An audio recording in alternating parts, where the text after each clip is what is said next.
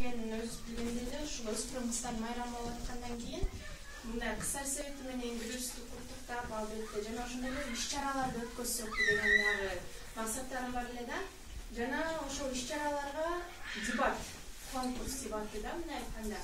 Албетте билеттер болот ал жакта, активдүү окуучуларга грамоталар берилет, ошондой эле бул жакка деген 7ден ошо 11-класска чейинки кыздар катышып берсе деген эмем бар. Ошо 7 менен 10-класстарды дебатта бир группа болот, 8 менен 9-класстар бир группа болот.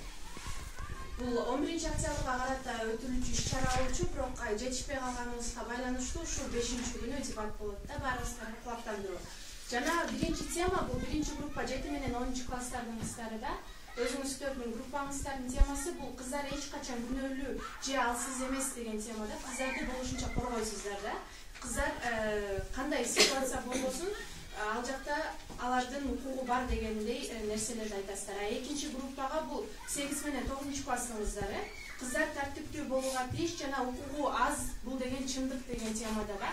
Мындай айтканда, кыздар өзүн алып жүрүү керек, кыздар кыска юбка кийбөө керек, же болбосо ошондой эле кыздар болуп жаткан окуяларга өзүлөрү күнөөлүү дегендей тарапты колдогон экинчи группа болот да.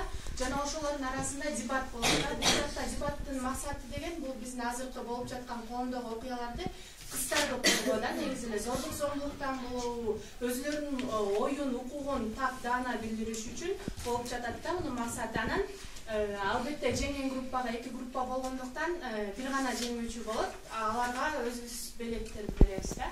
Жана ушул 11-октябрга айта кетчү нерсе, өзүбүздүн кыздар общий эле ошол кыздар советиндеги иши мектеп боюнча эле өспүрүм кыздарга куту чаа ачып атканбыз.